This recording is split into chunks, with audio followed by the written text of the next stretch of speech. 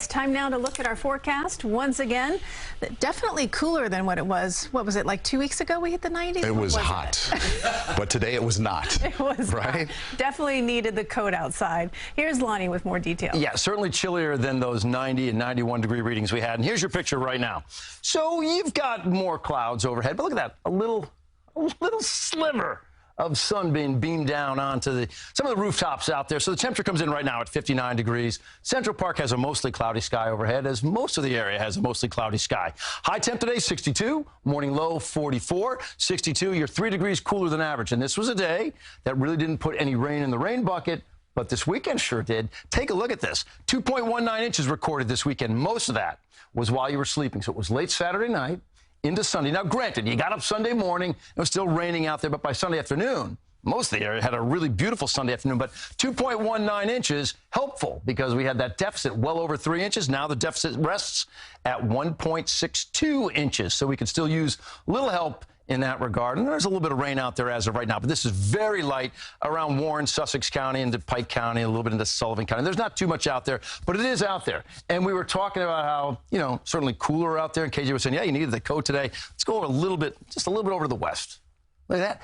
You do have a couple of snowflakes flying around in central portions of Pennsylvania. We saw them even up around Bovina. There were a couple of light little snowflakes flying around.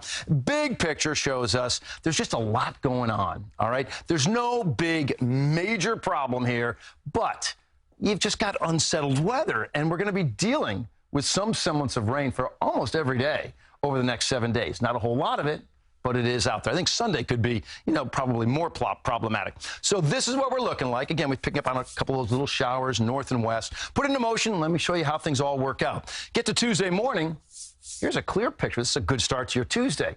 I don't expect it to stay that way. You're clear in the morning, so that's going to set up for some very cool temperatures, right? When you erase any cloud cover, whatever heat you did generate goes back up into the atmosphere, and the temperatures really go down. North and west of the city, you've got that frost advisory. You could have some frost on the windshield of your cars. Then as you push through your day on Tuesday, there's a little chance for a raindrop here or there. I've got to say, a little scattered chance for a shower. On the light side, that's 2 o'clock in the afternoon on Tuesday. Now we're going to go into Wednesday. Now watch this on Wednesday. The same setup, but maybe a little bit more vigorous, a little bit more. None of this is on the serious side, but there's a spotty shower, maybe a little bit of a heavier shower out. This is 3 p.m. on Wednesday. Then as you get into Wednesday night, here we are, 9 p.m., the same sort of setup, but it's not quite as plentiful.